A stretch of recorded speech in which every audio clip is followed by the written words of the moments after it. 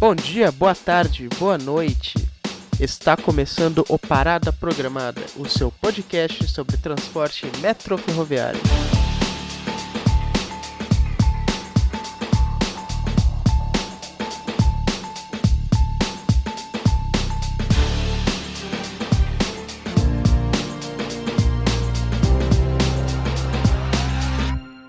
E hoje estamos aqui para falar de um tema muito interessante, a história do metrô de São Paulo. Na verdade, uma breve história, porque não tem como contar tudo de uma vez. Eu sou o Vitor Tronte e, para me acompanhar nessa jornada, estou aqui com duas pessoas muito conhecedoras do assunto, Derek Roney e Matheus Barbosa, do canal The Highway. Então peço para que vocês se apresentem e divulguem o trabalho de vocês pelas internets. Olá pessoal, é um prazer estar aqui com vocês. Alguns me chamam de Derek Toshiba, outros me conhecem como Derek Roney. Bom, essa história de Derek Toshiba eu posso explicar. Eu tenho um blog no qual eu abordo os aspectos técnicos, históricos e operacionais dos trens da CPTM e do metrô de São Paulo. O blog tem o nome de Toshiba porque faz referência a um trem da CPTM que operava na extensão operacional entre Itapevi e Amador Bueno. Também possuo experiência profissional, já atuei no segmento metroferroviário e mais uma vez muito obrigado, Vitor, pelo convite. Espero que vocês gostem do nosso podcast, cujo intuito é explanar conhecimento sobre o tema.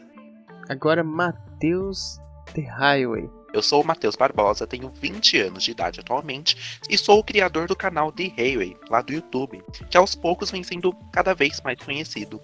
Eu, particularmente, sempre gostei de transportes, né? O ônibus, o metrô, o trem metropolitano, eu sempre gostei de tudo isso desde criança. Eu sou apaixonado pelo tema de mobilidade urbana e lá no meu canal eu sempre publico conteúdos referentes à temática metroferroviária, seja através de vídeos que mostram trens e ônibus, né? Movimentos de trens em estações, movimento de ônibus em locais específicos, pontos, corredores, terminais, seja também através de vídeos informativos, onde acabo passando informações para o público de diferentes esferas do tema mobilidade, das coisas que acontecem no cotidiano de quem utiliza o metrô de São Paulo todos os dias, acabo comentando notícias, né, que o pessoal acaba conhecendo, coisas referentes sobre obras que estão realizando no metrô e na CPTM, notícias de intervenções futuras, relembrar coisas que aconteceram no passado, enfim.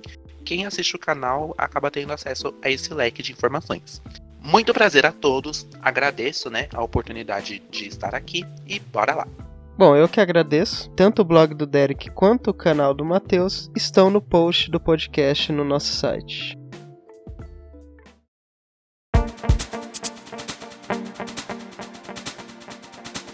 Mas antes de começar, dois recadinhos rápidos. Para você que não conhece a Infosúteis, ela é um projeto colaborativo de criação de conteúdo sobre mobilidade urbana. Então, qualquer um pode vir aqui e dar sua ideia que a gente vai tentar trazer para a realidade. Seja vídeo, podcast, artigo, a gente vai dar o espaço para as pessoas disseminarem esse conhecimento. Então, se você não conhece o nosso projeto, entre em nosso site infosúteis.com.br, curta as nossas redes sociais no Facebook, Instagram e Twitter, só digitar Infosúteis, e no YouTube também, na barra de busca, que você acha o nosso canal, e se inscreva. Então, se você tiver qualquer dúvida, sugestão, ideia, quiser participar do projeto, entre em contato com a gente por rede social ou pelo e-mail que está no site. E outra coisa importante é o feedback de vocês. Então, vá nos nossos posts do Facebook sobre esse podcast ou no site e comente o que você achou do podcast, o que você acha que pode melhorar, porque é o nosso primeiro, então é muito importante que você diga o que achou. Então bora lá pro podcast que ficou muito legal e muito interessante.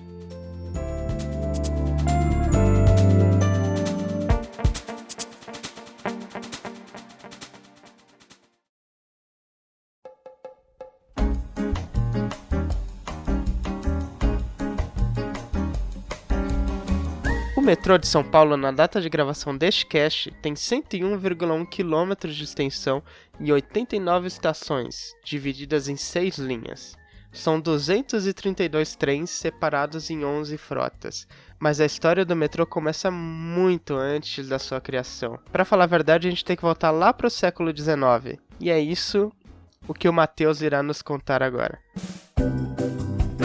Em 1867, enquanto Londres estava construindo seu primeiro metrô, aqui no nosso país, né, especificadamente em São Paulo, estávamos sofrendo com problemas de mobilidade. Né, porque hoje em dia a gente tem um grande problema de mobilidade. Se hoje com ônibus, metrô e trem já tá ruim, imagina lá na década de 1860, que era bem pior, né? Em 1867 foi aberta a primeira versão da Estação Luz, né, que era um ponto de destaque na ligação ferroviária entre o interior de São Paulo e o Porto de Santos, por onde era feito o transporte de café. Só que essa construção ela foi erguida numa área que ficava meio que fora da cidade, porque a luz, naquela época, ela era como se fosse o que pra gente hoje é algo feito numa rodovia, sabe? Entendeu? Era o interior de São Paulo. Era meio que interior, era uma coisa que ficava longe de onde todo mundo estava concentrado. Porque São Paulo naquela época era pequena, né? Você tinha casas, sobrados. O centro de São Paulo era diferente, né? Você tinha ruas estreitas, o sistema de abastecimento de água era deficiente e foi se desenvolvendo com o tempo, né? O centro da cidade ele tinha pouca ocupação, não era aquela loucura que a gente vê hoje em dia, enfim. São Paulo era uma cidade pequena e a partir da década de 60, de 1860, começou o problema de mobilidade, porque o que aconteceu? Em 1867 foi aberta a primeira versão da Estação da Luz, né, que é um ponto de destaque, só que ela ficava localizada num local de difícil acesso, longe de onde todo mundo estava concentrado, e tinha pessoas que tinham necessidade de ir naquela estação, mas como que acessa essa estação, né? Como que eu saio da minha casinha num tempo onde não tinha ônibus, não tinha metrô, não tinha nada, e eu acesso esse local de difícil acesso? Então surgiram, né, esses problemas de mobilidade. Para vocês terem uma ideia, em 1872, a cidade de São Paulo tinha 31 mil habitantes. Olha o panorama da cidade. Então, tá vendo? E isso era pouco comparado com hoje, né? Nossa, não dá nenhum bairro da cidade. Mas era muito mais focado em carga, né? Em café e tudo mais.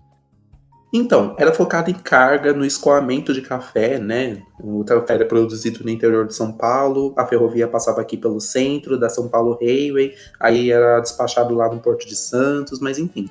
Com o tempo, alguns imigrantes, né, através desse trem, porque a locomotiva ela puxava tanto vagões de carga como vagões de passageiros, né, ao longo do tempo.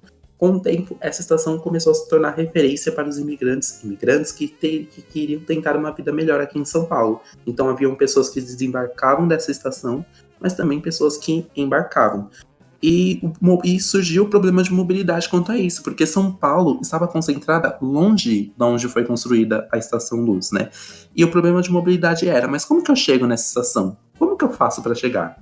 Né? Sendo que naquela época você não tinha ônibus, não tinha nada do que a gente tem hoje em dia. Uma opção era você ir a cavalo. Mas aí beleza, você chega na estação, você vai deixar seu cavalo com quem? Não tinha o E-Fácil, né? Não tinha o E-Fácil do cavalo. Então o que foi feito? Foi feito um sistema de transporte que é considerado meio que o avô do metrô, né, por muitos especialistas, que é o sistema de bonde. Em 1872, a primeira linha estava sendo aberta em São Paulo com bondes puxados a burro. Ela conectava a região da Rua do Carmo, que fica no bairro da Sé, até a Estação Luz, para facilitar o acesso à estação. Era trilho? Era tipo mesmo?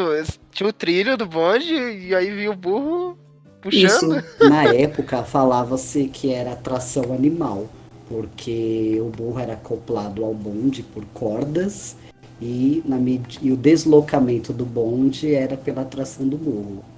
É isso mesmo. Enfim, aí com o tempo várias linhas de bonde foram sendo criadas, cada uma sendo criada por um empresário, né? Foram criadas várias empresas operando linhas de bonde para facilitar esse deslocamento.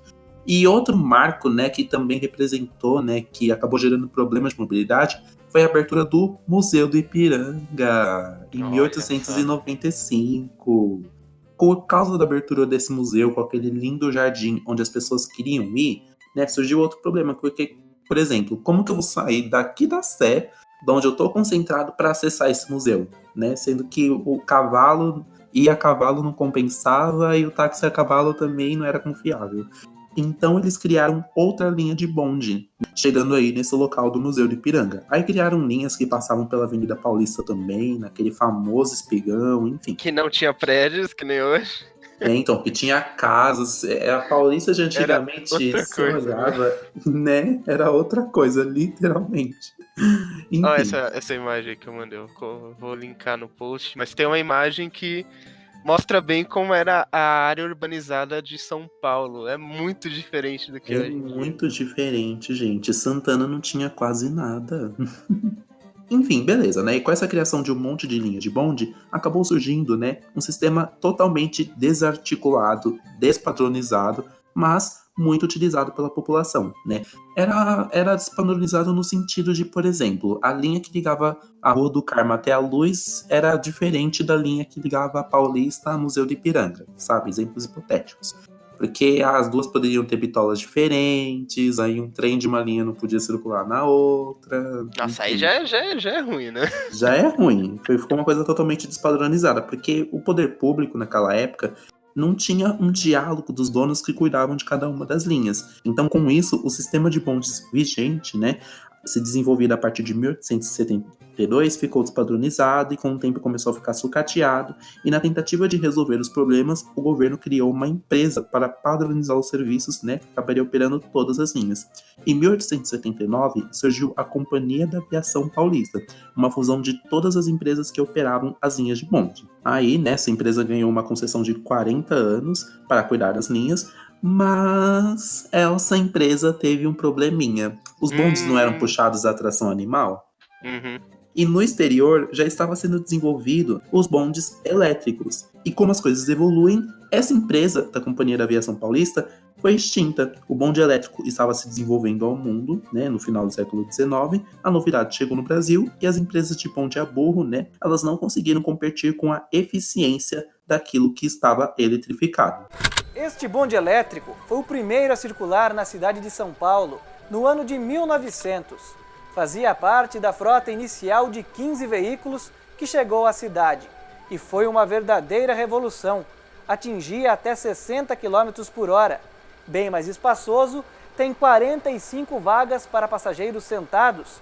Mesmo assim, muita gente viajava em pé, literalmente pendurada. A expectativa para a espera desse bonde foi muito forte, né? Saindo de um transporte de tração animal para um bonde elétrico, então aonde ia o bonde e o progresso, né? Onde ia o transporte e o progresso para a época. Então aqui em São Paulo, né, a Companhia da Aviação Paulista acabou não se mantendo e em 1900, né, a partir de 1900 ela acabou sendo extinta.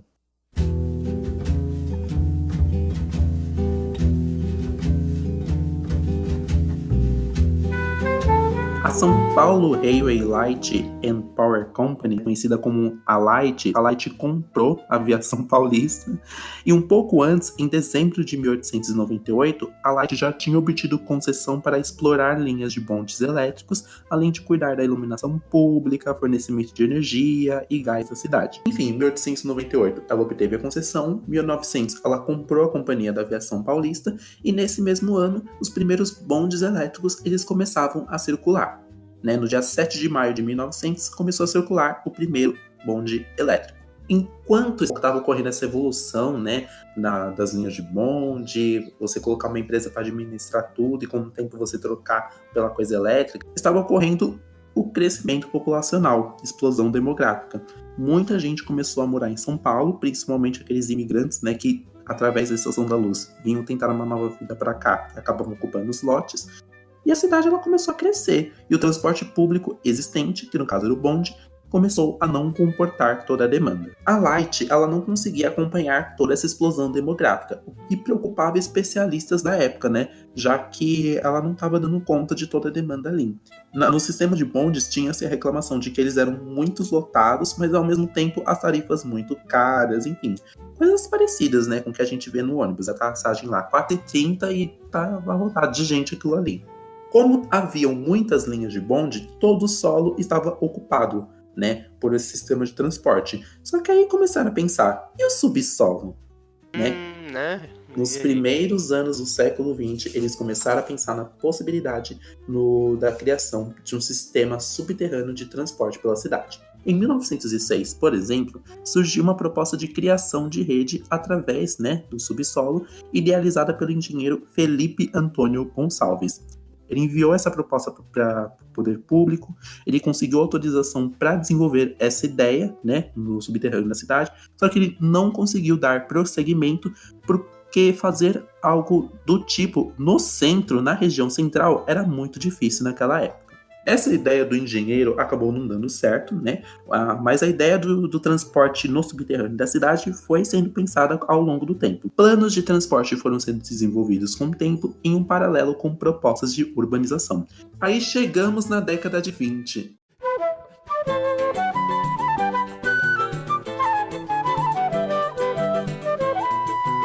Na década de 20 é que acabaram surgindo os planos de transporte cada vez mais, muito bem conhecidos. Em 1926 foi desenvolvido o Plano da Light, a empresa que tinha o monopólio das linhas de bonde em São Paulo. Ele consistia numa proposta de rede de bondes em anel, com trechos subterrâneos e em superfície, que atenderiam a região central e as avenidas principais de São Paulo.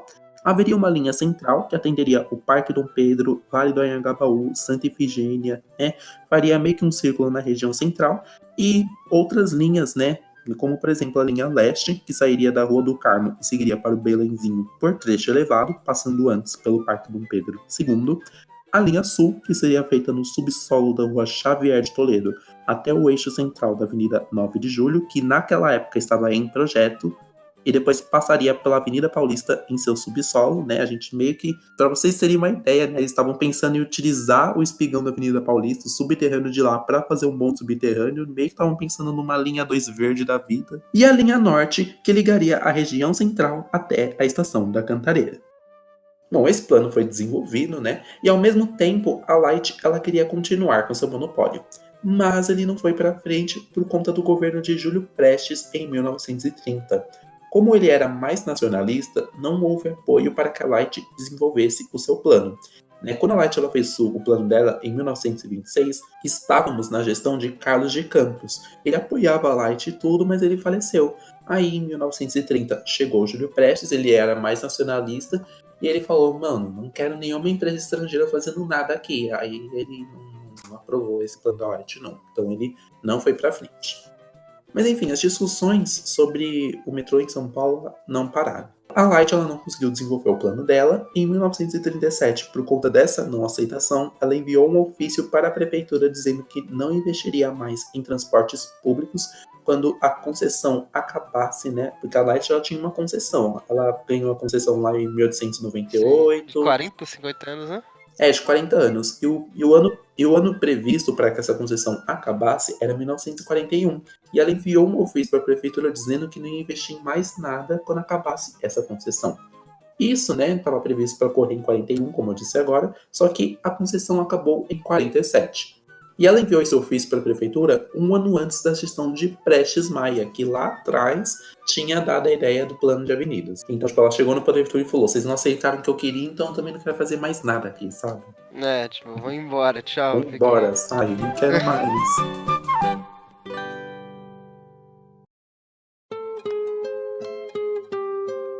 Enfim, aí o Prestes Maia, ele assumiu a prefeitura de São Paulo em 1938 e para arcar com as consequências da decisão da Light, que no caso seria a falta de investimentos em toda a malha existente, que superava 160 quilômetros, ele decidiu criar o CETC em 1939, a Comissão de Estudos de Transporte Coletivo do município de São Paulo. Foi com esse grupo que surgiu a ideia de desativar os bondes, mas também eles realizavam pesquisas de mobilidade, sobre as condições do transporte coletivo, como que ocorria a dinâmica dos deslocamentos e relacionavam todos esses dados com a questão demográfica da época. Aí, em 1947, o controle das linhas de bonde foi repassado para a CMTC, Companhia Municipal dos Transportes Coletivos, e as linhas de bonde da cidade foram sendo desativadas nos anos seguintes por falta de investimentos. O dia 27 de março de 1968 ocorreu a viagem da última linha que estava ativa, a que ligava a Praça da Sé a Santa Amaro. E esse dia foi o último que teve um bonde operando aqui em São Paulo. Aí, ao mesmo tempo em que ocorria esse processo de desativação das linhas de bonde, a população de São Paulo estava aumentando, chegando a 3,5 milhões de habitantes na década de 50. E além da população, o número de automóveis estava aumentando nas ruas também, né? Porque não teve aquele negócio, o automóvel ele começou a se desenvolver, o ônibus começou a se desenvolver, o ônibus, né, por levar para mais lugares, né, acabou sendo visto como algo mais flexível.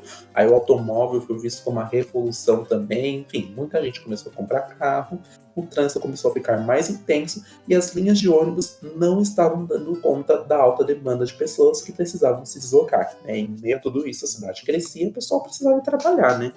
Aí, tendo em vista esse fato que ocorria ao longo da década de 50, em 1954, a prefeitura cria um grupo para decidir novamente, para discutir a possibilidade da implantação de um metrô, grupo denominado Comissão do Metropolitano. Essa comissão, ela apresentou uma proposta de uma malha, né, que era intitulada como anteprojeto de um sistema de transporte rápido. Tinha-se a ideia de criação de linhas que na região central fariam um arco e também interligariam todas as áreas que estavam urbanizadas até então, e ao todo haveriam 100 quilômetros de extensão que seriam divididos em 3 linhas. A gente teria a linha 1, né, que faria uma ligação norte-sul, ligando o Mandaqui, no bairro da Zona Norte, até o Largo 13, em Santo Amaro, com um ramal que iria para Guarulhos, né, o ramal 1A. Tinha a proposta da linha 2, que ligaria Vila dos Remédios, na Zona Oeste, a Vila Matilde, Zona Leste, com o ramal 2A, que iria até Pirituba. E também tinha a proposta da linha 3, que sairia de São Caetano, passaria pela região central de São Paulo e em um trajeto semelhante ao atual da linha 4 amarela, chegaria a Itapecerica da Serra, passando por Pinheiros, Faria Lima, Vila Sônia, enfim. Essa linha 3 ela era um traçado que ficou bem semelhante ao do projeto final, que a partir dele foi para frente, né? Que é o HMD, que já eu vou falar aqui. Não, e também, gente, a linha 2, ela ia só até Vila Matilde, porque naquela época, até Vila Matilde que estava tudo urbanizado. Imagina hoje, a linha 3 indo só até Vila Matilde todos os dias. Essa foi a proposta do anteprojeto, que não foi para frente por conta de questões relacionadas a custos. Mas intervenções viárias foram feitas prevendo a chegada do metrô através desse plano. Como, por exemplo, o viaduto Pedroso, né, na Liberdade, que foi construído para justamente receber o metrô. É um que dá para ver da 23 de maio, que tem toda uma estrutura embaixo, né, preparada justamente para que naquele canteiro central da 23 passasse o metrô. Tipo, o metrô ele passaria embaixo, né, no sentido norte-sul ali. E aquele viaduto que corta, ele meio que seria a estação que possibilitaria o acesso ao sistema. Tanto é que tem aquelas escadinhas lá naquele viaduto. Só que como o plano não foi pra frente, tá tudo abandonado. A foto vai estar no post, na postagem do podcast lá no site. Tá vendo? Tá vendo essas escadas aí? Aí no centro era pra passar o metrô. Só que aí não foi pra frente, né? Enfim, aí outro viaduto que também provavelmente receberia um metrô é o viaduto Dona Paulina, né? Que dá pra ver da 9 de julho. Ele tem toda uma estrutura embaixo, né, e com janelas, dando a entender que passaria alguma coisa ali embaixo. Na década de 60, na gestão de Prestes Maia, a situação da mobilidade estava muito ruim. A gente tinha muitos carros nas ruas, ônibus precários, bondes sendo extintos e também falta de financiamento para melhorias no sistema. Aí tinha a ideia do Prestes Maia, que era o plano de avenidas, que é um plano urbanístico que se relacionava com a ideia da organização da cidade em um sistema radial e perimetral. Aí, quando mudou a gestão em 1965, ocorreu uma melhoria da situação financeira da prefeitura e, tendo em vista o cenário no meio urbano e a condição financeira, o metrô, né, finalmente poderia ser implantado. A condição financeira ficou tão boa que agora sim eles falaram, não, agora dá pra gente pensar em fazer um metrô aqui. Bom, em 1966 foi criado o GEM, né, o Grupo Executivo do Metropolitano, que era focado nos estudos e planejamento do metrô. Foi solicitado a contratação de um consórcio de 2 empresas. Essas 2 empresas são a Rothschild de Consul, que são empresas alemã, e a brasileira Montreal. Por isso que ficou denominado como consórcio HMD. A HMD, ela foi contratada, Ela realizou a pesquisa Origem e Destino em 1967 e, com base nela, desenvolveu a malha do metrô que foi para frente, que é, no caso, a linha Norte-Sul, que liga Santana a Jabaquara com o ramal para Moema, a linha Leste-Oeste, que ligaria a Casa Verde a Vila Maria, o ramal Paulista, que sairia de Paraíso e iria até Vila Madalena, e a linha Sudeste e Sudoeste, que ligaria Via Anchieta ao Jockey Clube com o ramal para Vila Bertioga. Enfim, esse é o projeto original, né? Mas como a gente sabe, ele acabou sofrendo alterações. A linha Norte-Sul, ela foi a única desse plano que foi executada de acordo com o projeto original na íntegra, né, entre Santana e Jabaquara, com exceção do ramal Moema, que começou a ser construído, mas pararam, né? Construíram quantos metros? Foi 200 metros, e as vias ainda estão lá embaixo do piso do mezanino da Estação Paraíso, no mesmo lugar onde param os trens sentido Tucuruvi. Não, e a linha amarela, né, do HMD, ela é parecida com aquela linha 3 do anteprojeto, né, de 1956, quer dizer, o HMD meio que usou como base, né, o outro. É que o GEM, né, ele já fazia esses estudos, né? Aí o HMD ele foi contratado, realizou pesquisa Origem e Destino e, com base na pesquisa dele, se desenvolveu toda essa rede que foi a que foi para frente. Só que, claro, sofrendo alterações ao longo do tempo. Aí, né, a empresa Metrô, Companhia do Metropolitano de São Paulo, ela foi criada no dia 24 de abril de 1968. Prefeito Faria Lima, nós conversávamos há instantes sobre o metrô paulistano. E agora eu vejo aí com um papelão na mão com uma série de desenhos de logotipos. Não se trata apenas de um emblema, de um símbolo, como se fosse de um clube, de uma sociedade. É também a marca para ser colocada em cada estação de metrô. Foram feitos vários estudos e há um certo número de preferências. Um é o deste aqui, que se encontra, que marca de um lado, a seta sempre dá uma direção de movimento, de dinamismo, a esse outro tipo, e finalmente esse que corresponde ao segundo, porém deitado. Exato. Sendo que nós vamos adotar esse emblema imediatamente após essa consulta à preferência do povo de São Paulo. Há uma única observação, não é apenas um emblema, é também para marcar a direção, marcar a posição das estações. Quem chegar de longe e verá o sinal, verá e sabe que ali é o do metrô. Na realidade, eu estou pedindo à televisão, aos jornalistas, à imprensa e, sobretudo, ao povo para manifestar as suas preferências, que se manifestasse por intermédio das televisões e da imprensa. Então vamos fazer uma consulta popular aos paulistanos. Muito obrigado ao senhor. O início das obras da primeira linha do metrô paulistano ocorreu no dia 14 de dezembro de 1968. O ponto inicial das obras, conhecido como Marco Zero, foi na Avenida Jabaquara, na altura do número 1200. O trem protótipo inicia a fase de testes em Jabaquara. É a primeira linha do metrô de São Paulo. De forma constante, vai vencendo o tempo e as dificuldades. Representa a solução de um problema crônico na vida de uma grande metrópole. O aumento contínuo de veículos e da população cria situações insustentáveis, que desafiam a capacidade dos administradores. O prefeito Miguel Colassuono e o secretário Paulo Maluf, dos Transportes, entre outros convidados, participam da primeira viagem do metrô de São Paulo.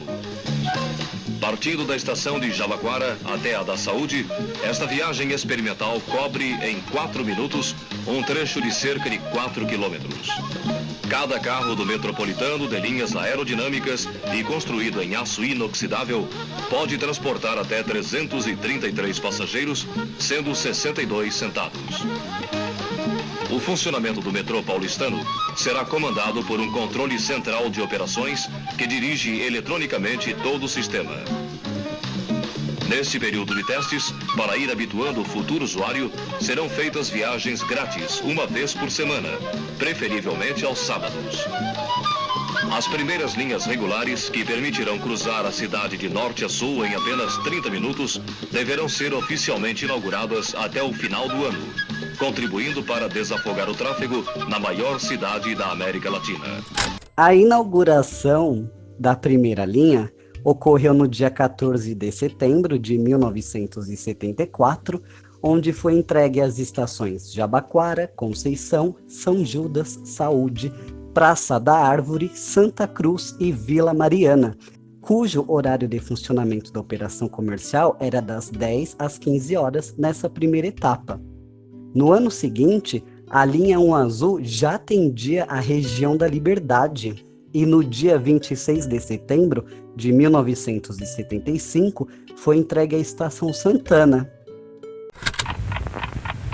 Madrugada do dia 16 de novembro de 1975. Praça da Sé e Praça Clóvis Bevilacqua. Um prédio de 30 pavimentos será demolido em apenas 8 segundos. Edifício Mendes Caldeira. 500 quilos de dinamite. Aperfeiçoada tecnologia. Implosão. Derrubar para construir a principal estação do metrô de São Paulo, a Sé, onde as linhas Norte e Sul e Leste-Oeste se cruzam em níveis diferentes.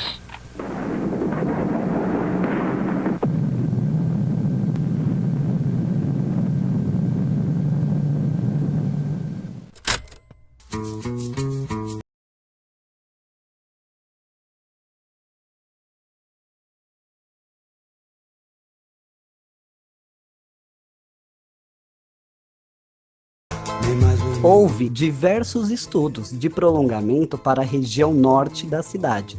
Entre eles, estudaram a viabilidade técnico-econômica de atender os bairros do Jaçanã, Vila Galvão, Guarulhos. Mas, diante dos resultados apresentados, a Companhia do Metropolitano de São Paulo decidiu prolongar a linha Norte-Sul, denominada na época, atualmente conhecida como linha 1 Azul, de Santana até o bairro do Tucuruvi. A extensão norte da linha Norte-Sul, que terá 3.500 metros de extensão e 3 estações, se faz também extremamente necessária, em decorrência do agravamento da demanda que vem configurando crescentes problemas operacionais na Estação Santana. Na linha Norte-Sul, vamos levar o metrô de Santana até Tucuruvi, passando pelas estações Jardim São Paulo e Paulicéia, onde foram entregues 3 estações após a estação de Santana, cujas estações são Jardim São Paulo, denominada atualmente como Jardim São Paulo Ayrton Senna, Parada Inglesa, que antes da sua inauguração foi proposto denominá-la como Paulicéia, mas esse nome não foi levado adiante, permaneceu como Parada Inglesa, e Tucuruvi. A inauguração dessas estações, que fez parte do prolongamento norte da linha 1 Azul, ocorreu no dia 29 de abril de 1998.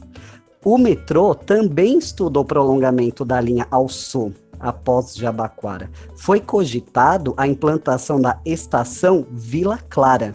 A sua localização permitiria uma ligação direta com a rodovia dos imigrantes e iria beneficiar os moradores de Diadema. Porém, os resultados apresentados nesse estudo não foram favoráveis à expansão para essa região. Sendo assim, a linha 1 Azul hoje ela conta com 20,2 quilômetros de extensão em suas 23 estações. Para a operação da linha 1 Azul, a primeira linha de metrô do Brasil, foi realizada a compra de 51 trens. A formação dos trens do metrô de São Paulo é composta por 6 carros cada trem.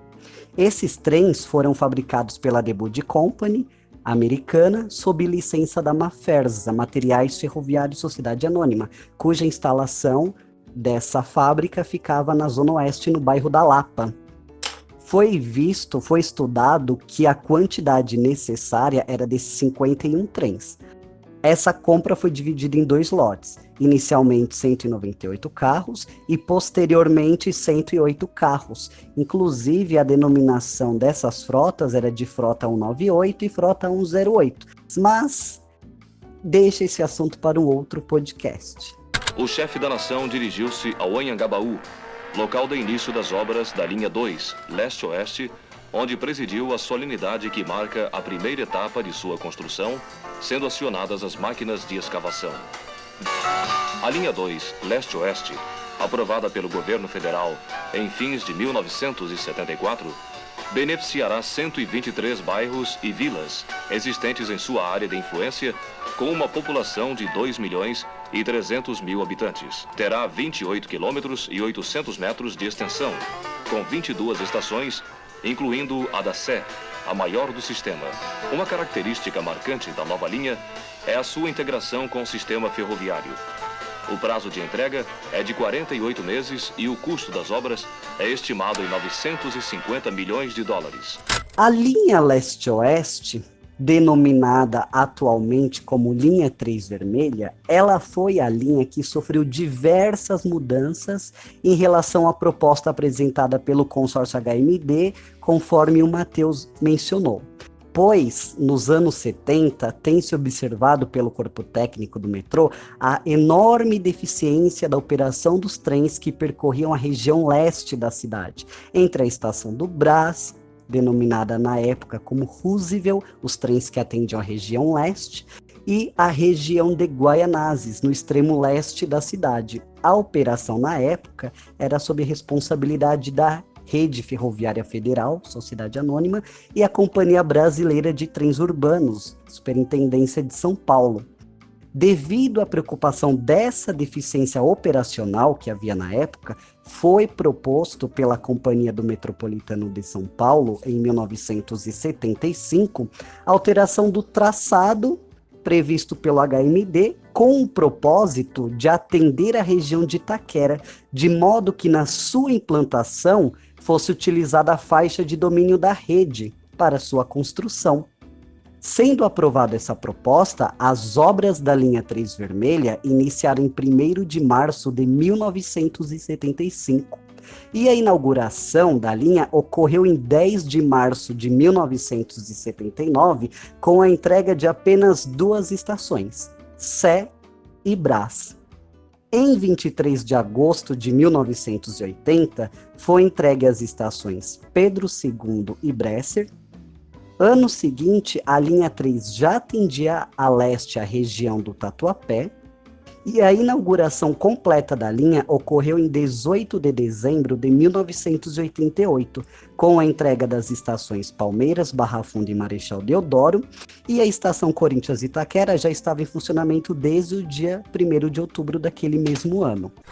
Na linha leste-oeste, além das estações Vila Matilde e Guilhermina Esperança, que já inauguramos, vamos entregar até o final do ano as estações Patriarca, Arthur Alvim e Itaquera. Além disso, já autorizamos a extensão do metrô de Itaquera até Guaianazes e estamos terminando de construir a estação Deodoro e o terminal da Barra Funda. Na capital, o governo de São Paulo também está investindo na melhoria do transporte coletivo. Semana passada, o governador Orestes Quércia inaugurou mais uma estação do metrô, a Corinthians Itaquera, que já está atendendo 55 mil pessoas por dia. Ah, agora tá rápido, agora vai a beleza. A gente quer fazer a cidade fazer uma compra, a gente vai rápido, volta rápido, né? Facilita o trabalhador, né? O povão, né? Foi proposto também a expansão da linha 3 para a região de Guaianazes. Inclusive, as obras foram executadas, cujo projeto foi executado pelo corpo técnico do metrô, mas, durante as obras, a Secretaria dos Transportes Metropolitanos definiu mediante um convênio que a operação do trecho Itaquera-Guaianazes ficaria sob responsabilidade da CPTM. E a Oeste também havia um projeto de expansão para atender o bairro da Pompeia, mas este não foi levado adiante. Inclusive, vocês sabiam que, diante desse projeto de prolongamento da linha 3, o metrô solicitou a aquisição de mais 11 trens? Ah, sim, eu sabia sim, que é o Frota E, né?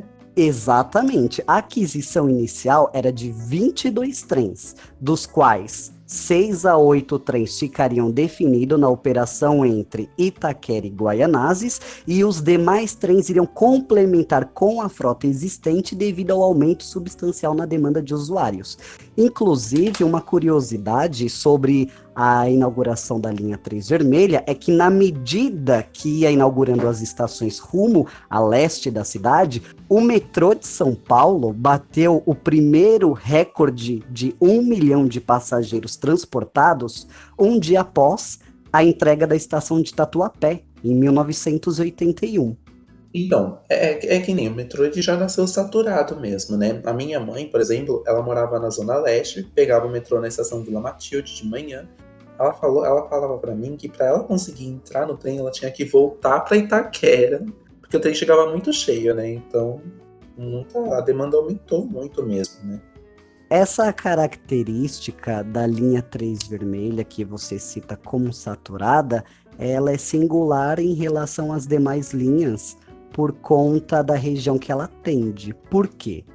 Primeiro que a atração dos usuários à utilização da linha 3 vermelha, na medida em que foi entregue às estações, é por conta da deficiência operacional que havia paralela a ela, a linha do trem rumo a Mogi das Cruzes. Motivo este pelo qual foi o maior destaque na importância de alteração do traçado do HMD, e tamanha era a deficiência que, conforme eu havia dito anteriormente, na medida em que as estações eram entregues, o número de usuários embarcados aumentava muito. Então ela tem essa característica principalmente pela deficiência operacional da malha existente na época, né? Segundo, pela característica da região, que a Zona Leste ela é conhecida como uma região dormitório, não há um polo comercial, industrial muito concentrado como nas demais regiões da cidade, né? Só para fazer um paralelo, a linha Norte-Sul, embora tenha sido a primeira linha a ser construída e em operação, ela não tem ela não é tão sobrecarregada como a linha 3. Por quê? Ela atende a duas regiões das cidades que existem polos comerciais, industriais, residenciais bem divididos. Então ela é uma linha que consegue redistribuir a demanda, porque quem mora na Zona Norte trabalha na Zona Sul, e o inverso é verdadeiro, ao contrário da linha 3, que atende a uma região totalmente dormitório, por falta de investimento de empregos para essa região. Enfim, hoje a linha 3 vermelha ela possui um traçado de 22 quilômetros em 18 estações. Para a operação da linha 3 vermelha, foi necessário a aquisição de 47 trens. Antes da entrega do Pátio Itaquera, os trens que operavam na linha 3 vermelha, eles eram estacionados no estacionamento provisório de Belém, que foi entregue junto com a estação no início dos anos 80. Vila Madalena, da linha Paulista, vai atender a uma região onde atualmente são gerados milhares de empregos ano e que hoje se caracteriza pelo uso intensivo do transporte individual. Terá 6.200 metros de extensão, 6 estações e atenderá a 500 mil passageiros dia, retirando 250 dos 400 ônibus-hora que hoje trafegam pela Avenida Paulista nos horários de pico. E a linha Paulista, linha 2 verde. Essa foi a linha que sofreu poucas modificações diante da proposta que foi apresentada pelo consórcio HMD. Ah, mas Derek, se a linha 3 veio depois da linha 1, por que a linha 2 que veio depois da linha 3 é a linha 2? Bom, eu vou contar o que eu já vi. Quando o metrô apresentou à população sobre a construção da linha leste-oeste, ela foi apresentada como linha 2 leste-oeste. Não foi apresentada como linha 3 leste-oeste, como linha 2, porque foi a segunda linha, de fato, em construção na cidade. Eu não sei lhe informar o motivo concreto pelo qual houve essa alteração na nomenclatura. Por que a leste-oeste é linha 3 e não linha 2, se a numeração deveria seguir a ordem de construção? Deixaremos no ar essa questão. Mas e a linha Paulista, por onde passa o centro financeiro da cidade? Essa foi a linha que sofreu poucas modificações diante da proposta que foi apresentada pelo consórcio HMD para atender a região da Paulista. As modificações apresentadas pelo corpo técnico do metrô nos anos 70 sobre o traçado da linha apresentaram duas propostas. sendo elas: a primeira proposta era para a construção do trecho Paraíso-Sumaré, com extensão de 4,75 quilômetros e 6 estações. A segunda proposta era para a construção do trecho Paraíso-Augusta, com extensão de 2,79 quilômetros e 4 estações. Dentre as propostas apresentadas, ficou definido pelo metrô em 1979 a escolha da segunda proposta, com prolongamento a oeste para o bairro da Vila Madalena, e a leste foi proposto o prolongamento para a região de Oratório e Vila Prudente, no qual ficou definido o bairro de Vila Prudente como terminal da linha a leste da cidade. O trecho prioritário que marcou a construção dessa linha era a região da Paulista. Sendo assim, suas obras iniciaram em 30 de novembro de 1987, entre Paraíso e Consolação, cuja inauguração ocorreu no aniversário da cidade em 25 de janeiro de 1991. O metrô, o nosso transporte mais moderno e eficiente, já está rodando embaixo da Avenida Paulista, o símbolo de São Paulo. No dia do aniversário da cidade, o governador Orestes Quercia entregou à população o metrô paulista. 300 mil pessoas por dia serão beneficiadas e já podem usar os trens nas estações Paraíso, Brigadeiro, Trianon MASP e Consolação. Mais transporte para tornar a nossa vida melhor. As estações Clínicas e Ana Rosa foram inauguradas em 12 de setembro de 1992 e, para finalizar a primeira etapa do trecho prioritário, as estações Vila Madalena e Sumaré foram inauguradas no dia 21 de novembro de 1998. Mas as obras não pararam por aí, pois o projeto da linha posteriormente ficou em atender Vila Madalena, Vila Prudente, conforme a gente sabe. Porém, as obras de expansão da linha 2 Verde rumo à Vila Prudente foram divididas em 2 etapas, passando pela região sudeste da cidade, atender a região do Ipiranga. Essas obras foram iniciadas somente em 2004. 2 anos após o início das obras, foi entregue a estação Imigrantes, em 30 de março de 2006, denominada atualmente como Santos Imigrantes. No dia 9 de maio daquele ano, foi entregue a estação Chácara Clabim, e no ano seguinte foi entregue a estação Alto do Ipiranga, em 30 de junho de 2007. Essas são as estações que compunham a primeira fase de expansão, rumo à região leste da cidade. A segunda fase das obras iniciaram em 2008. E a primeira estação a ser entregue nessa última etapa foi a estação Sacomã, no dia 10 de janeiro de 2010. A segunda estação entregue foi Vila Prudente, no dia 21 de agosto de 2010, inauguração esta em que eu estive presente. E a última estação que conclui o projeto definido lá nos anos 80 foi entregue no dia 21 de setembro daquele mesmo ano, a estação Tamanduateí. O governo de São Paulo comunica a toda a população que está começando a temporada de inaugurações do Expansão São Paulo. A estação Sacomã, a mais moderna estação de toda a América Latina, é a primeira da expansão da linha 2 Verde a entrar em funcionamento. Logo depois, será a vez da estação Tamanduateí e Vila Prudente. Nos próximos meses, o primeiro trecho da linha amarela também já vai estar funcionando. Hoje, a linha 2 Verde possui uma extensão de 14,7 quilômetros, distribuída em 14 estações. E a linha 4 amarela? Lá vem ela. A linha 4 amarela. Lá vem ela. É a nossa linha amarela. Ela é muito mais integração. Vai fazer a ligação de todo o plano de expansão. Como esquecer dessa música que passou nos rádios, na TV, sobre a linha da integração.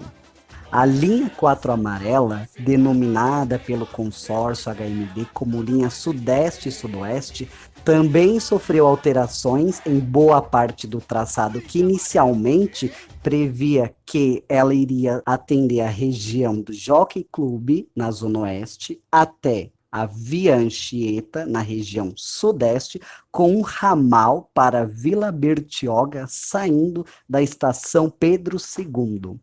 A construção da linha 4 amarela vai incorporar mais 12,8 quilômetros à rede metroviária, atendendo 900 mil usuários diariamente. A linha 4 amarela parte da estação Luz do metrô e se estende até o bairro de Vila Sônia. Essa linha vai atender uma região onde vivem mais de 3 milhões de pessoas e contribuirá decisivamente para a estruturação da rede metroferroviária que a cidade merece. As obras do traçado que temos hoje iniciaram em 2 de setembro de 2004. A construção dela foi dividida em 2 fases. A primeira delas foi proposto as estações Luz, República, Paulista, Faria Lima, Pinheiros e Butantã. Esse foi o trecho prioritário porque, com exceção das estações Butantã e Faria Lima, as demais fazem integração com outra linha do sistema metroferroviário que temos atualmente. E falando sobre a construção da primeira fase, infelizmente, durante as obras da linha, no dia 12 de janeiro de 2007, houve um deslizamento na estação Pinheiros, no qual foi aberta uma enorme cratera e as consequências desse acidente foi a morte de 7 pessoas, os imóveis ao lado foram afetados e os veículos que trafegavam na região foram engolidos pelo enorme buraco. O desabamento numa obra do metrô abriu hoje uma cratera na zona oeste de São Paulo, bem ao lado de uma das avenidas mais movimentadas da cidade. Um longo trecho desta região está em obras para a construção de uma nova linha do metrô. O túnel vem do centro da cidade, passa por baixo do Rio Pinheiros e segue em direção ao Butantã. Às 3 horas da tarde, a parede e o solo cederam, engolindo caminhões e equipamentos. O susto foi muito grande, viu? Todo mundo saiu correndo e gritando, e na gente não via nada assim, muita fumaça. Gente, eu fiquei indignado quando... eu fiquei chocado, né, quando saiu essa notícia na época. Eu sei que até que um ônibus que estava passando na região da linha 177Y acabou caindo na cratera, né? E atrasou, né, a inauguração das estações. Infelizmente, atrasou o cronograma de entrega da estação e, infelizmente, foi um episódio que teve uma comoção e uma repercussão muito grande, porque foi a primeira vez que aconteceu isso na história do metrô de São Paulo, né? Lamentável. Mas a inauguração ocorreu somente no dia 25 de maio de 2010, com apenas 2 estações, Paulista e Faria Lima. As demais estações entregues nessa primeira etapa foram Butantã, no dia 28 de março de 2011, Pinheiros, em 16 de maio daquele mesmo ano, e as estações Luz e República foram entregues no dia 15 de setembro daquele mesmo ano, onde eu tive o privilégio de acompanhar a cerimônia de entrega. Na segunda fase da obra, compreende as estações Higienópolis Mackenzie, Oscar Freire, Fradique Coutinho, São Paulo Morumbi e Vila Sônia, sendo que dentre elas, a primeira estação entregue nessa segunda etapa foi Fradique Coutinho, em 15 de novembro de 2014. 4 anos após, foi entregue a estação Higienópolis Mackenzie, em 23 de janeiro de 2018, a estação Oscar Freire em 4 de abril daquele mesmo ano e a estação São Paulo Morumbi, que foi entregue no dia 27 de outubro, também de 2018. A estação Vila Sônia tem previsão de ser entregue em 2020. A linha 4 amarela possui 12,8 quilômetros de extensão e um total de 11 estações, dos quais 10 estão em operação e a última estação do projeto, que é Vila Sônia, está em obras conforme mencionei. A linha 4 amarela apresenta diversas características que são inéditas no Brasil. pois o seu modelo de operação e manutenção foi realizado em regime de PPP, que significa parceria público-privada, onde o ente privado tem o poder de exploração da operação e manutenção da linha por um prazo de 30 anos. E a empresa responsável pela gestão da linha é a Via 4, que faz parte do grupo CCR, cuja composição acionária é composta pelo grupo CCR, Ruas Invest e a japonesa Mitsui Company.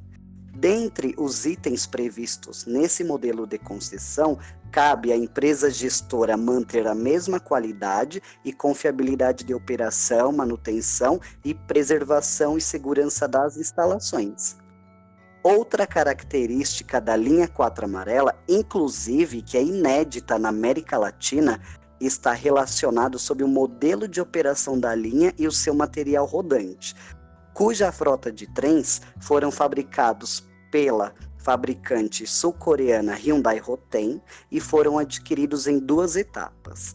Na primeira etapa, foi realizada a compra de 14 trens para operação da primeira fase da linha e, posteriormente, foram comprados mais 15 trens para complementar com a frota existente e atender a segunda fase da linha, que tem ao todo 11 estações.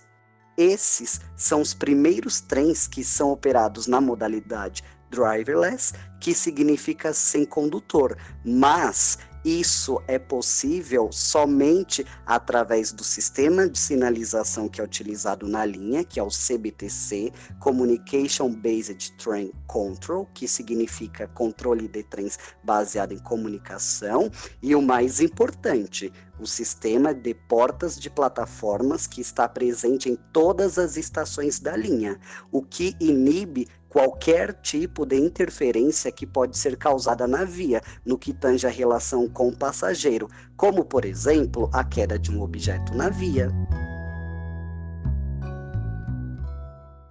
Com o metrô, a Zona Sul entra na linha no trilho certo. Tudo ficou mais perto. Viagem rápida. Meu ponto, não preciso aumentar um ponto. Ela vai do Lago 13 ao Capão Redondo. É a linha 5 Lilás, que hoje te leva e traz, te leva e traz. É muito chão. E agora, com o metrô, a Zona Sul cresce e aparece. Com a linha 5 Lilás, que te leva e traz, te leva e traz. Já dizia o rap da linha 5. O projeto da linha 5 Lilás nasceu no dia 20 de julho de 1990, no qual foi proposto inicialmente 3 alternativas de traçado, cujo ponto inicial era Capão Redondo. E as estações terminais sugeridas foram Paraíso, São Judas ou Saúde, mas não foi concretizada essas propostas. Durante o decorrer dos anos 90, foram estudados diversos traçados, inclusive de interligar o Capão Redondo até o município de Guarulhos. Acredite se quiser, mas já foi impresso até em mapa. É uma representação, né, de como que seria a linha 5 chegando até Guarulhos e saindo lá do Capão Redondo e passando para a Chácara Clabim. E a chegada da linha 5 em Paraíso meio que envolve a utilização do ramal Moema, né? Não, gente, já pensou? Você tá lá em Paraíso, aí chega lá um trem com catenária, né, com rede aérea, lá no meio da plataforma, no sentido Tucuruvi, onde ficaria. Gente, já pensou que doideira que ficaria? É diferente, né? Um mix de sistema de alimentação elétrica, né? A proposta para Guarulhos também não foi levada adiante. Outros estudos foram realizados ao longo daquele período e, diante da viabilidade técnico-econômica, a melhor proposta apresentada foi composta por 2 etapas de construção, sendo a primeira que ficou definida em um traçado de 8,4 km de extensão, composto por 6 estações: Capão Redondo, Campo Limpo, Vila das Belezas, Giovanni Gronchi, Santo Amaro e Largo 13. Esta penúltima estação faz integração com a linha 9 Esmeralda. Inicialmente, a linha 5 Lilás foi denominada na época como linha G, pois até então o projeto e construção ficou sob responsabilidade da CPTM e a nomenclatura das linhas da CPTM era por letras e não números. Então, só abrir um parênteses, hoje a linha 7 era denominada como linha A marrom, a linha 8 linha B cinza, a linha 9 esmeralda linha C celeste, a linha 10 turquesa era denominada como linha D bege, a linha 11 coral era denominada como linha E laranja, a linha 12 safira era denominada como linha F violeta e, por consequência, como seria mais um projeto de construção de linha sob gestão da CPTM, ela foi denominada como linha G. As obras para a construção da linha 5 foram financiadas pelo Banco Interamericano de Desenvolvimento, assim como a compra dos sistemas de sinalização, energia, entre outros componentes que compõem uma linha. A assinatura desse financiamento ocorreu em 97 na gestão do Mário Covas, e as obras iniciaram em março de 98. Após 4 anos e 6 meses de obras, durante o período de construção, a Secretaria de Transportes Metropolitanos decidiu que a operação da linha ficaria sob responsabilidade do metrô. E sendo assim, foi entregue à população a operação da linha 5 Lilás, cuja inauguração ocorreu em 21 de outubro de 2002. E para a operação inicial dessa primeira etapa, foi realizada a aquisição de 8 trens fabricados pela multinacional francesa Alstom, na Lapa, nas instalações da antiga Mafersa, que forneceu os trens para a linha 3 vermelha e os trens para a linha Norte-Sul, linha 1 azul. Em um segundo momento, nesse mesmo projeto, foi proposto a expansão da linha em 11,5 quilômetros, partindo da estação Largo 13 com mais 11 estações. São elas Adolfo Pinheiro, Alto da Boa Vista, Borba Gato, Brooklyn, Campo Belo, Eucaliptus, Moema, a ACD Servidor, Hospital São Paulo, Santa Cruz e Chácara Clabim. Inclusive, eu estive presente no início das obras de expansão da linha 5 Lilás, que ocorreu no dia 23 de julho de 2011, no canteiro de obras da futura estação Adolfo Pinheiro, e também acompanhei a demolição dos imóveis em conjunto com o governador Geraldo Alckmin e outras autoridades no terreno da estação Alto da Boa Vista, que atualmente ambas encontram-se em operação, assim como as demais que compõem a segunda fase da linha 5 Lilás. Para complementar com a operação da segunda fase, foi realizado a aquisição de 26 trens em 2013, no qual foram fabricados pela fabricante espanhola CAF, Construcciones Auxiliares de Ferrocarriles, em sua filial na cidade de Hortolândia, interior de São Paulo. Atualmente, a linha 5 Lilás possui 17 estações, em seu traçado de 19,9 km de extensão. A linha realiza a integração com a linha 2 Verde na estação Chácara Clabim, com a linha 1 Azul na estação Santa Cruz e com a linha 9 Esmeralda da CPTM na estação Santo Amaro.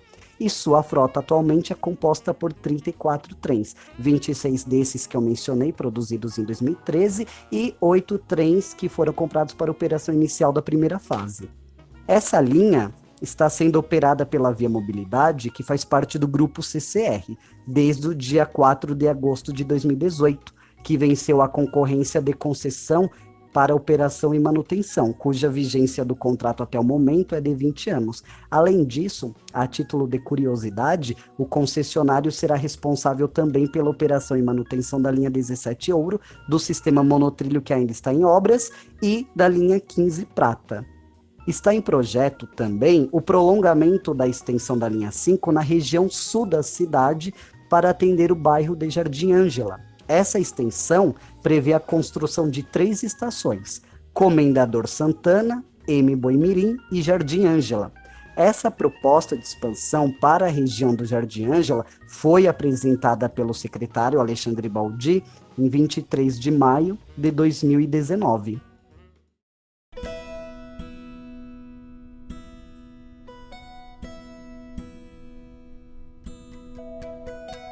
Então, o metrô já estava fazendo várias inovações, mas veio uma muito maior. Uma inovação que nem era o metrô, nem era o método convencional, digamos assim. Projeto inédito no país, a linha 15 prata do metrô já é uma realidade e sua ampliação mudará a vida dos paulistas. Vai ser uma revolução. Nós acreditamos que vai ter uma valorização muito grande para a população que ali mora, dos imóveis e da região. Hoje, uma pessoa que sai de São Mateus com destino à Vila Prudente, com certeza de ônibus vai levar algo em torno de 1h20, 1h30. De monotrilho ela vai levar 25 minutos. Conta mais pra gente, Matheus, da linha 15 prata. É a tão conhecida linha 15, a montanha-russa da Zona Leste, que quando inaugurou o pessoal pensou, gente, que treco é esse que, né, foi construído. Bom, enfim. Mas para mim falar da linha 15 prata, do monotrilho, eu vou precisar falar de uma outra coisa antes. Vocês conhecem o Expresso Tiradentes? Sim. Conheço, inclusive eu tive a possibilidade de estar presente na entrega em 2007, se não me falha a memória. Foi, em março foi de 2007. 10 de março de 2007, foi isso? Acho que foi. Na verdade, a inauguração foi no dia 8 de março de 2007. Gente, que entrega que o Derek não foi, né? E se você não sabe o que é Expresso Tiradentes, fura fila. Fura fila. Isso, ou Paulistão.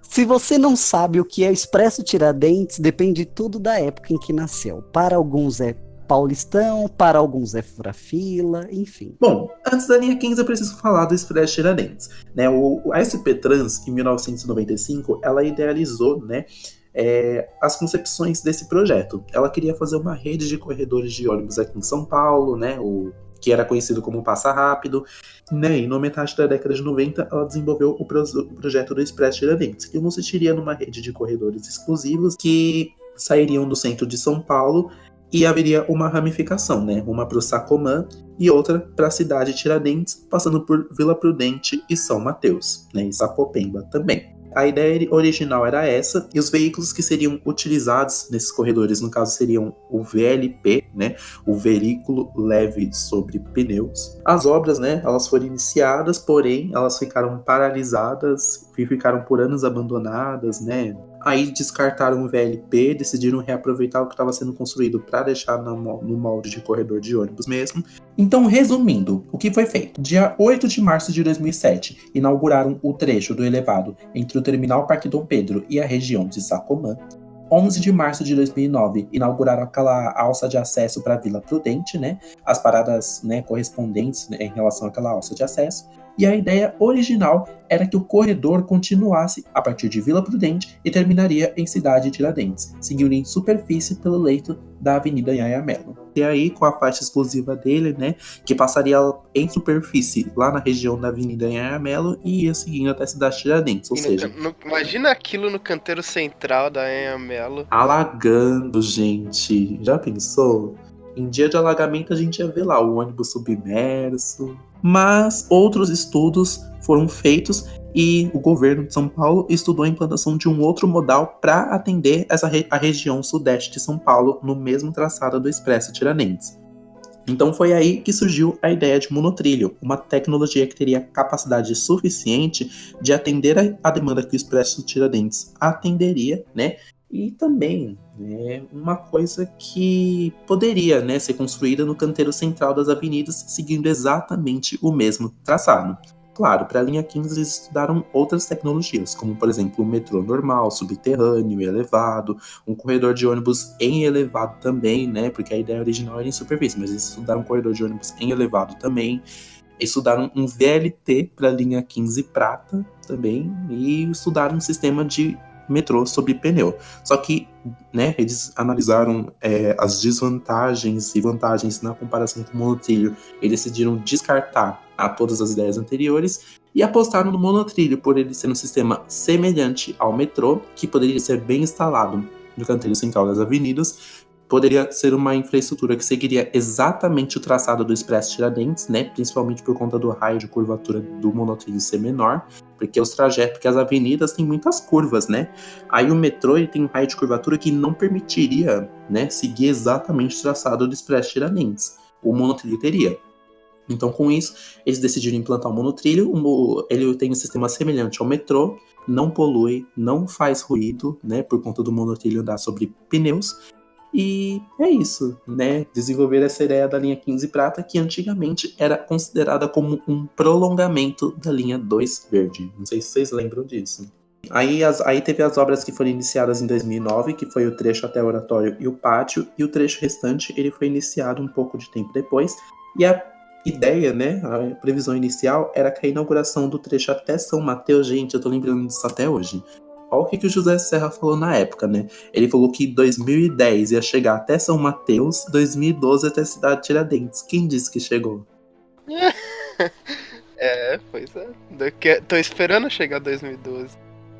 Hoje estamos aqui dando ordem de início de obras para o metrô Expresso Tiradentes. A linha 2 verde será prolongada até a cidade de Tiradentes. Ao todo serão quase 24 quilômetros de extensão e 17 novas estações. Vai incluir mais de 500 mil pessoas por dia. Cerca de 540 mil pessoas. A primeira fase das obras até o Oratório terá cerca de 2,5 km e será entregue já em 2010. A conclusão de toda a linha está prevista para 2012. Em metrô leve, suspenso, modelo mais antipoluente que existe, sem emissão de gases, sem ruídos, quase sem desapropriações e a um custo que permite dar mais quilômetros para a população. No trecho de Vila Prudente, a cidade de Tiradentes, serão investidos 2 bilhões e 800 milhões de reais. Mas aí depois foi pensado para 2014, né, a chegada aí até a cidade de Tiradentes, só para a Copa do Mundo.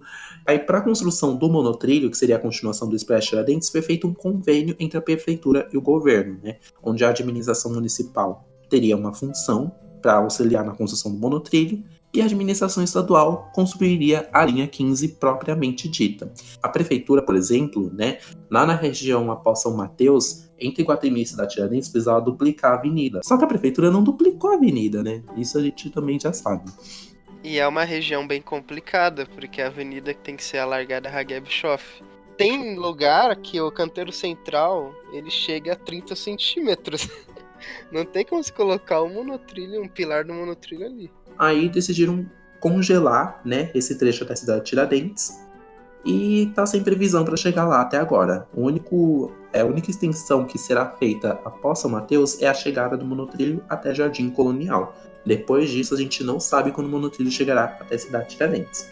As obras elas começaram em 2009, de uma primeira fase até o Oratório e o Pátio, depois eles começaram as outras obras. Em agosto de 2014 foi aberto na operação assistida o trecho entre Vila Prudente e Oratório, né, no horário reduzido, e com o tempo, né, demorou muito para que esse trecho ficasse em operação comercial, das 4h40 à meia-noite. Eu acho que foi em 2016 que aconteceu isso, não foi? Ah, foi 2000. Deixa eu ver aqui. Início da operação assistida. Operação plena, dia 26 de outubro de 2016. É isso mesmo. Passou para operação plena, porque aos poucos, né, foi ampliando o horário, porque o monotrilho é uma tecnologia nova, né? Então eles meio que tiveram todo o cuidado para que tudo ficasse seguro e, claro, né, esse processo de uma estação nova operada pelo metrô e para operação comercial é um pouco mais demorado. Já é uma característica disso. Aí, em 2018, na primeira semana de abril do ano passado, eles acabaram realizando a inauguração das 4 estações pós-oratório, que é a São Lucas, Camilo Haddad, Vila Tolstói e Vila União. A inauguração ocorreu no dia 6 de abril de 2018. Essas estações elas foram inauguradas, digamos assim, às pressas, com coisa para terminar ainda, porque era a última semana do mandato do Alckmin, que sairia do governo no final daquela semana, especificadamente naquele dia, por conta das eleições. Aí entraria o vice dele, o Márcio França. Enfim, entregou mal feito. A estação São Lucas, né, gente? Ela foi entregue sem a SSO, que eu fiquei muito indignado. Nossa. E ainda demorou muito tempo para entrar em operação comercial, né? Do ponto de vista técnico operacional, é inadmissível uma estação ser entregue sem a SSO, que nada mais é do que uma sala de supervisão operacional. Toda e qualquer ocorrência, as decisões e as atuações são monitoradas, registradas pela SSO. Entendeu? Então é complicado, né? Como que você inaugura uma estação sem SSO? Enfim, uma vergonha. No dia 26 de agosto, ocorreu a inauguração da estação Jardim Planalto e com isso a rede de metrô passou a ficar com 97,2 km de extensão. E no dia 16 de dezembro, agora, né, foram inauguradas as 3 estações que faltavam ser entregues: Sapopemba, Fazenda da Juta e São Mateus. Com a inauguração dessas estações, a rede de metrô passou a ficar com 101,1 km e 89 estações. E a tendência, né, é que com a chegada da linha 15 em São Mateus, a demanda da linha 15 fique num patamar maior do que os 300 mil passageiros ao dia. E, consequentemente, a demanda da linha 2 aumente também, porque como a gente comentou no início, a linha 2 verde ela atingiu 1 milhão de passageiros, né, por causa da linha 15... Não, a linha 2 verde. A linha 2, né? Vai atingir. Ela vai atingir ainda, provavelmente por conta dessa questão de São Mateus. Mas com o monotrilho indo só até Planalto, a demanda aumentou. Mas enfim, gente, é isso. Aí o monotrilho, né, que tem uma capacidade menor que o metrô, vai ter que dar conta de muita gente. Mas claro, essa mudança que teve do Expresso Tiradentes para a linha 15 foi muito positiva, porque o BRT, um ônibus do BRT na capacidade máxima, o biarticulado, transportaria no máximo 200 pessoas. Um trem do monotrilho da linha 15 com os seus 7 carros transporta 1.000. Então, tipo, foi uma evolução muito grande. Mas o ideal seria que tivesse algo de maior capacidade ainda para a região, né? Imagina se eles pegassem uma linha de monotrilho e transformassem em BRT. Ai, que horror. Que retrocesso. Que retrocesso, né, gente? Que é a linha 18 bronze, né? E agora vamos falar sobre, rapidinho, né? Só dar uma passada por cima do futuro. Então, do futuro.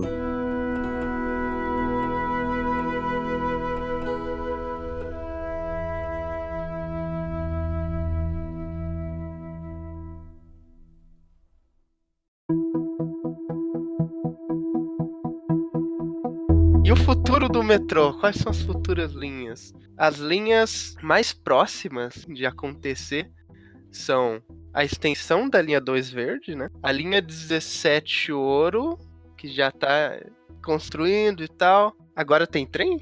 Ou não tem trem ainda? Não, foi definido a empresa que vai fazer o trem.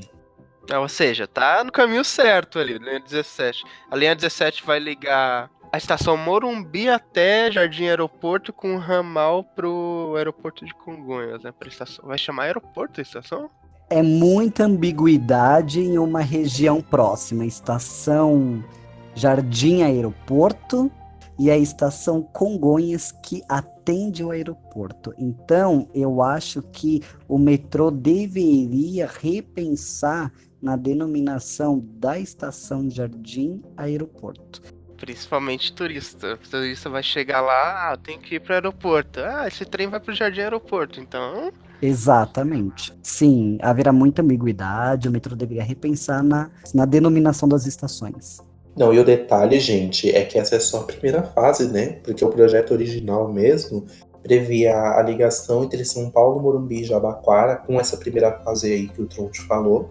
Aí uma outra fase seria a ligação entre São Paulo, Morumbi, da linha 4, e Morumbi, da linha 9. Tanto é que São Paulo, Morumbi tem até um espaço, né, que prevê essa integração. E a terceira fase, no caso, seria a ligação entre Jardim Aeroporto e Jabaquara, passando lá pelo Hospital Saboia. Agora, quando vai ser feito isso, né?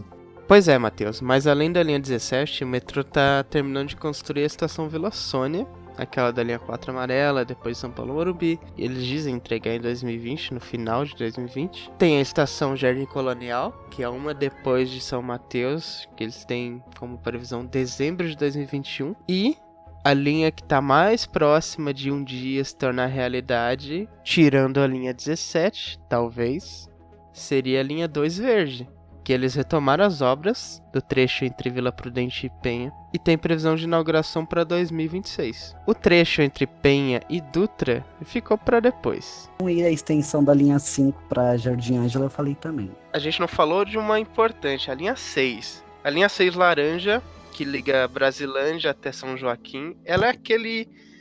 Se eu fosse definir, ela não estaria nem longe de acontecer e nem perto de acontecer. Ela é tipo a linha de Schrödinger, sabe? Tá vivo e morto. Não, até hoje eu lembro do governador, né, da São de Moema falando: a linha 6, estamos com 15% em obra? 15% em obras concluídas. A linha 6 que tem 15,3 quilômetros com 15 estações. E 15% estão feitos. Nossa, que coincidência, né? E ela é PPP também. Só que diferente da linha 4 e de todas as PPPs que tem hoje em dia, ela é uma PPP que engloba a construção também. Ou seja, o metrô não ia fazer as estações depois fazer a concessão. Eles já iam construir, operar e... enfim. E aí viriam aqueles projetos mais distantes, assim, que a gente não tem nem ideia de quando, né? Que vai ser feito. Que são linha 19 Celeste, vai sair de Bosque Maia e vai até Anhangabaú, vai ter 17,6 km de extensão essa primeira fase, com 15 estações. E, imagina aquilo chegando em Anhangabaú. Que não tem nem espaço, né, direito. E vai jogar gente de Guarulhos ali. Não, e vai passar pela São Bento antes também, né? Então, imagina. Vai ser louco. Aí essa seria só a primeira fase. A segunda fase é até Brigadeiro. Gente, eu quero saber onde vão achar espaço ali pra... Se essa primeira fase já é bem distante, imagina a segunda. Imagina a terceira ainda, que é até Campo Belo. A estação Anhangabaú como escolha de terminal da linha que virá da região de Guarulhos está sendo um equívoco justamente por conta da capacidade já saturada que a estação Anhangabaú da linha 3 possui. Vamos ver, linha 18... Ah, não. Ai, vou chorar. Linha 18 bronze... Enfim, não vou nem falar. Não, chora, né? Porque era uma linha de monotrilho que ia ligar Tamanduateí a São Bernardo do Campo, que é carente nessa questão de transporte. Aí o que acontece, né? A gestão anterior criou lá a PPP, a empresa ia construir e operar a linha, e o governo ia fazer a desapropriação. A gestão do Alckmin não fez a desapropriação, aí mudou a gestão para o Dória prometeu no período eleitoral: não, vamos fazer a linha 18 bronze. Aí mudou a gestão: não, vamos trocar a linha 18 monotrilho pelo BRT. É um retrocesso enorme, hein? Não, porque o BRT, gente, como eu falei antes, né? O monotrilho da linha 18, que teria 5 carros, carregaria 600 pessoas, cerca disso. O BRT, a capacidade máxima de um ônibus é de 200 pessoas. Né? Como o Derek falou, né? Em vários aspectos foi um retrocesso. Não, e o monotrilho ocupa menos espaço que o BRT. Porque o BRT tem que ter aqueles pontos de ultrapassagem, né? Tem que ter toda aquela infraestrutura maior, tabuleiro mais largo. A outra linha é a linha 20 Rosa, que ligará a Lapa a Moema. Atualmente, acho que o projeto mais recente liga a Lapa até Rude Ramos, né? Então, esse projeto aí da linha 20, na primeira fase ligaria a Lapa a Moema e depois chegaria até a região do ABC. É interessante que ela passa pelo Jardim Europa, passa ali pelo Itaim Bibi. Não, passa em muitos polos de emprego, né? Então, assim, o pessoal vai gostar bastante dessa linha. Aí, né, sabendo disso, sabendo da alta demanda que essa linha vai ter, né, eu e o Derek estávamos lá na feira da EAMESP, não foi, Derek? Isso, na Semana de Tecnologia Metro Ferroviária, idealizada pela Associação dos Engenheiros e Arquitetos do Metrô de São Paulo. Né, então, aí a gente estava ouvindo o governador falando sobre a linha 20, a gente viu uma coisa, gente, que eu queria chorar. Eu e o Derek, né? O Derek viu, começou a rir, comentou comigo. Tava lá no slide, 26 estações. Aí embaixo, 26,3. Eu não me contive, mas assistindo o secretário dos Transportes Metropolitanos apresentando sobre a linha 20 rosa, a informação de que ela tem no seu projeto 26 estações e 26 trens, do ponto de vista técnico, faltou conhecimento de como é realizada uma operação em uma linha metroviária. Por quê? Partindo do princípio de que uma estação atende pelo menos uma via para cada sentido, contabiliza-se que a cada estação tem que ter pelo menos um trem cada via. Se são 26 estações, multiplica por 2, contando com um trem cada via, essa linha tem que ter no mínimo 52 trens. Isso sem calcular headway, que significa intervalo teórico, sem calcular frota reserva, porque tem que levar em consideração os aspectos operacionais, trem estratégia para operação no horário do pico. Isso, acredito que nenhum critério desse foi levado em conta, segundo aquela apresentação. Porque não me contive, eu comecei a dar risada, porque no segmento metroferroviário, um slide apresentado para um corpo técnico de engenheiros arquitetos nesse segmento é uma piada. Não fizeram o dimensionamento correto, né? Porque se para cada estação a gente vai ter um trem, imagina o intervalo disso para uma linha de metrô. Ou então, se for 26 trens, vai ser 13 por sentido, e olha que eu não tô nem contando a reserva técnica operacional. Não foi contabilizado absolutamente nada. Para comparar, a linha 19 Celeste, no próprio slide, no mesmo slide que o secretário mostrou, tem 15 estações, a linha 19, e 40 trens. Então, veja a diferença. E a demanda, ela é parecida à demanda prevista. Inclusive, a Rosa, ela tem 560 mil passageiros por dia, até Moema só. 560 mil passageiros por dia. E a 19, que tem 40 trens previstos, tem 526 mil passageiros por dia. Então você pensa, não faz sentido esse estudo da linha 20. Veja só, a culpa não é do secretário diretamente falando, porque existe um corpo técnico que realiza os estudos sobre o dimensionamento da operação da linha. O estudo que foi elaborado na linha 19 Celeste não foi elaborado na linha 20 Rosa. Por isso que é vergonhoso. É vergonhoso. E a última é a Bordeaux. A linha 22, né? Que vai sair da Rebouças e ir até Granja Viana, passando por Hebraica Rebouças, Butantã, enfim. É um projeto meio diferente, né, do metrô. Porque a linha 19, por exemplo, ela sai da capital, né? Só que a linha 22, boa parte dela é fora de São Paulo. É diferente, mas é ótimo, gente. Vai atender a região da Raposo Tavares, que de manhã é um trânsito, né? Seria a linha 3 deles, praticamente. Seria, e a Zona Oeste também às vezes é meio que carente nessa questão do transporte rápido, né? Só tem a linha amarela chegando lá no Butantã, São Paulo, Morumbi. A linha 22 ela auxiliaria muito. E sabe uma curiosidade? É que ela inicialmente seria um monotrilho, só que aí o metrô decidiu fazer metrô convencional lá. Melhor coisa que eu decidi. Ainda bem, né? Ainda bem. Ainda bem. E essa linha 22 Bordeaux terá 13 estações e 25 trens em 16,1 km de extensão. Mas sério, eu achei que era 13 trens também, igual na linha 20.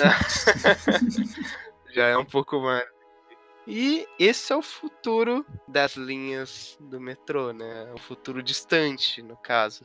Enfim, esse é o futuro das linhas do metrô, só que, claro, às vezes os estudos do metrô acabam mudando com o tempo. Então pode ser que alguma coisa se altere, não uma coisa muito profunda, né? Mas em questão de nome de estação, às vezes o nome da estação pode mudar no estudo, enfim. Mas realmente, essa é a rede proposta e eu espero que no futuro essas linhas sejam mesmo construídas. Principalmente a linha 6, né? E que a linha 6 também ia ter várias fases também, até a ligando Bandeirantes a Brasilândia, e entre São Joaquim Cidade Líder. Então assim, são coisas que se forem feitas vão ajudar pra caramba. Porque a Zona Norte ela tem uma carência muito grande de transporte, ali na região onde a linha 19 vai passar. E na região que a linha 6 vai passar também tem, né? Então vai ser de extrema ajuda se fizerem essas linhas no futuro. Nem que seja nos próximos 60 anos, mas eu quero que faça um dia, pelo amor de Deus. Todos os projetos existentes possuem fundamental importância para a mobilidade urbana dentro da cidade, no deslocamento diário da população. É imprescindível. Com certeza. Aquela história que uma professora nossa disse, né? Se você jogar uma espaguete no mapa de São Paulo, vai criar uma linha com demanda. Porque tem tanta gente, né? É bem interessante isso. É bem interessante. Bom, então, para finalizar, eu vou pedir a vocês que escolham uma música para encerrar o nosso podcast. Podia ser o do Trem das 11, né? Sei lá. Exatamente. Como o tema é o metrô de São Paulo, que faz parte do segmento metro ferroviário, essa música dá um bom exemplo. Então, gente, vamos encerrando com a música Trem das 11. Então, vamos nos despedir dos nossos queridos ouvintes. Comentem, dê o feedback, por favor, no Facebook, no YouTube. A gente quer saber a sua opinião sobre esse podcast, sugestões, críticas, qualquer coisa é super bem-vindo, desde que seja construtivo, claro, né? E meio falado de maneira educada também, né? Exato. Então é isso, gente. Obrigado. E até o próximo podcast. Até Até mais. Tchau. Tchau.